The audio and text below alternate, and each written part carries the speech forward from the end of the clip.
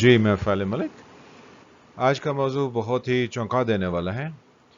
کل اخبار یعنی ہمارے جو پاکستان میں جتنے بھی اخبار پرنٹ ہوتے ہیں ان میں بہت ایک لیڈنگ نیوز تھی ٹائیگر فورس کے بارے میں. تو اس پر یہ کیا ہے اور کیوں ہے اور کس طرح سے ہے، اس پر بات کرنے سے پہلے لیٹس ٹاک اباؤٹ کہ جی we have love of China اور لو فار چائنا.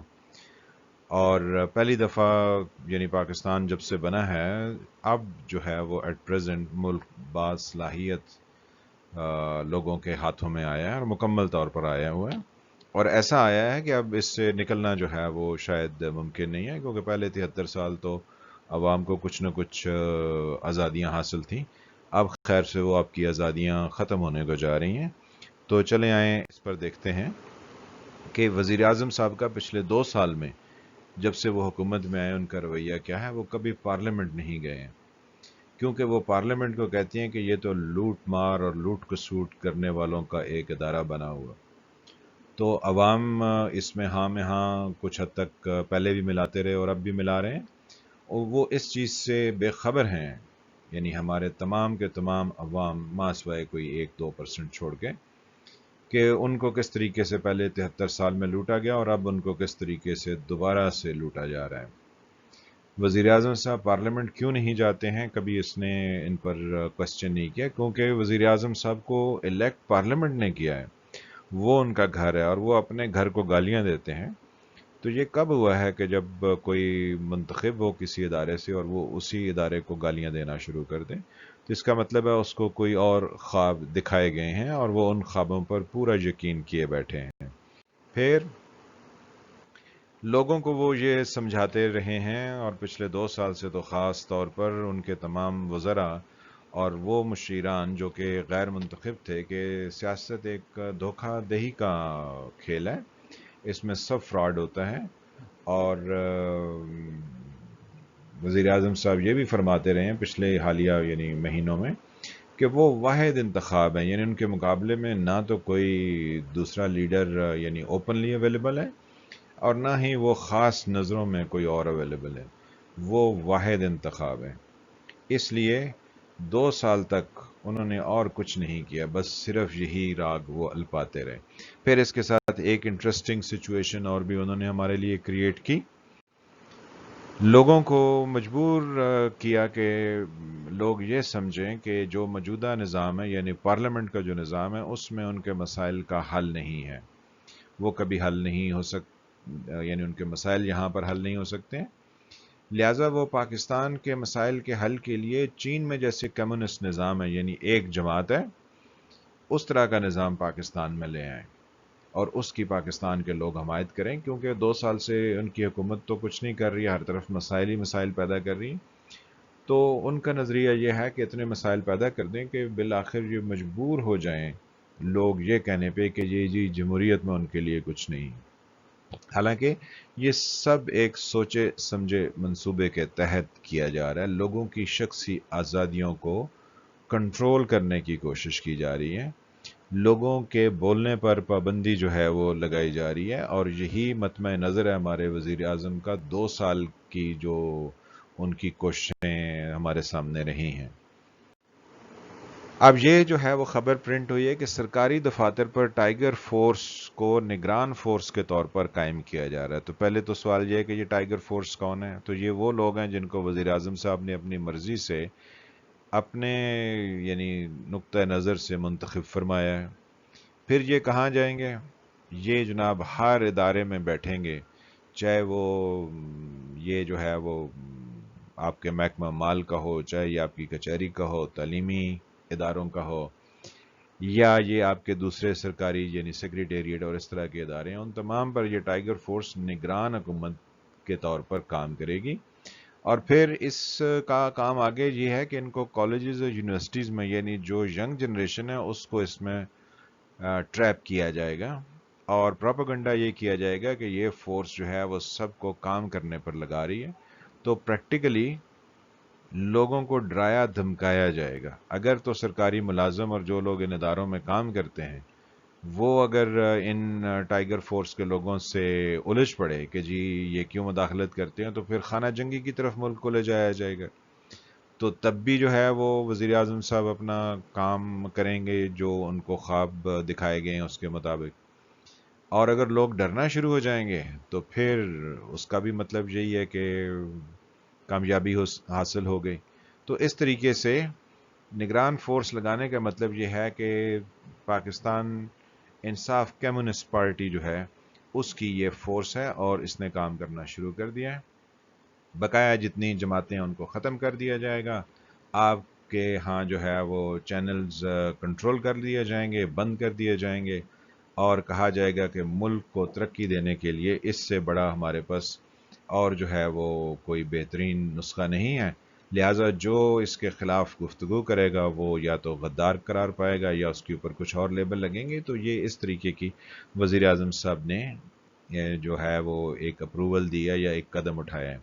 اب اس کے آگے ایک اور بہت انٹرسٹنگ سچویشن ہے, کیونکہ مائنڈ سیٹ تو وہ پرانا ہے جس نے 90s میں ایک جماعت کراچی کے شہر میں کھڑی کی, اور اس کا مقصد یہ تھا کہ ایک قومی جماعت کو یعنی پیپلز پارٹی کو سندھ میں کنٹرول کیا جائے.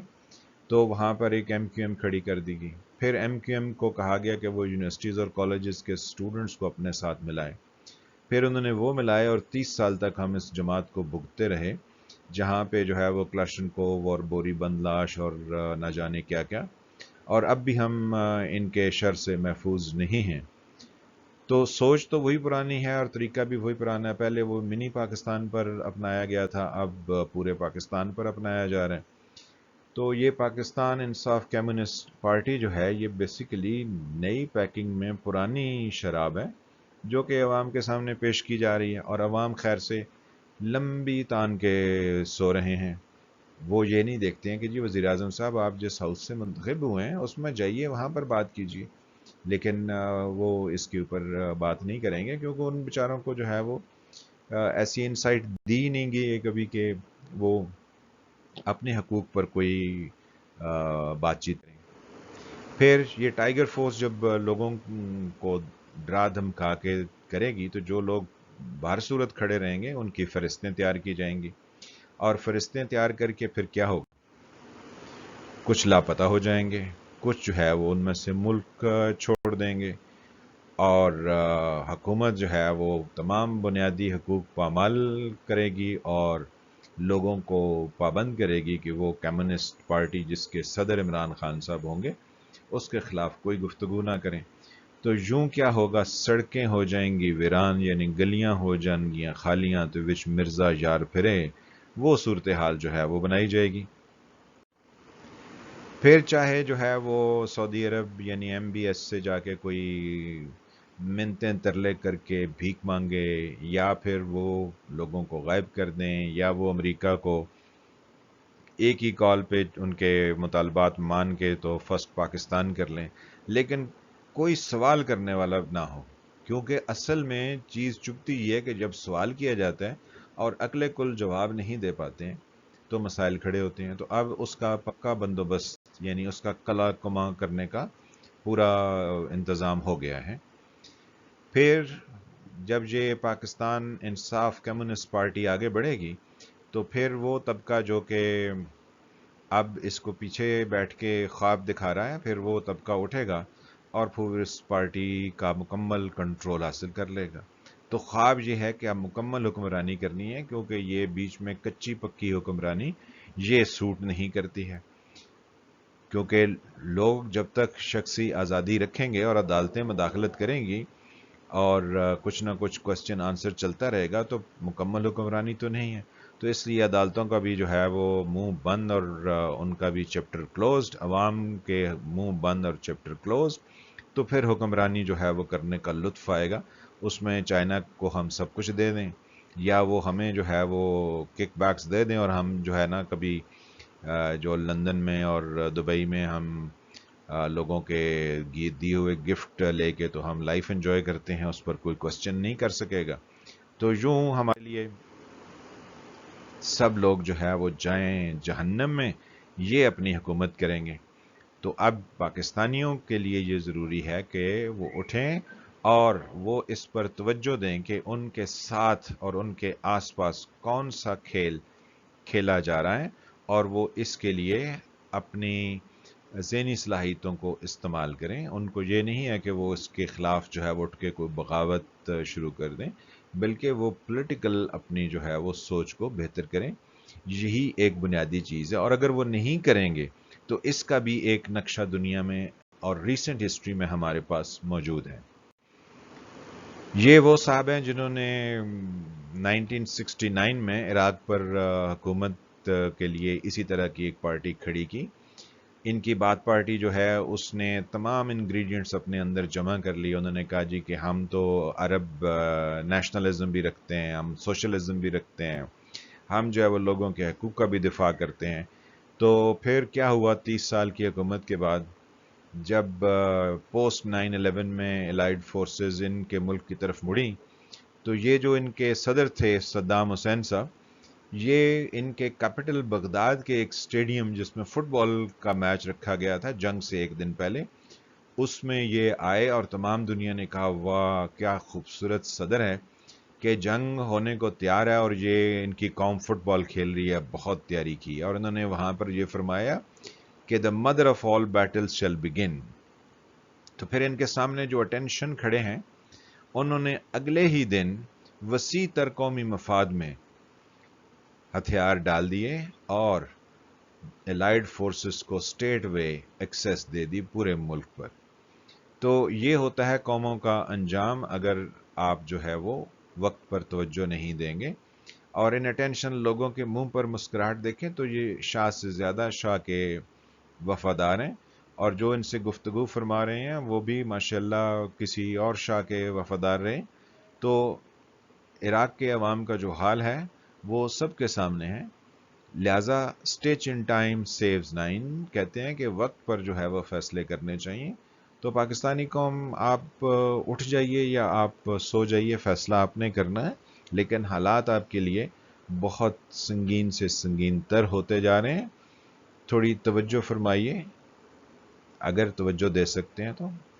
آپ کا بہت شکریہ. ملتے ہیں اگلے کسی موضوع کے ساتھ. السلام علیکم.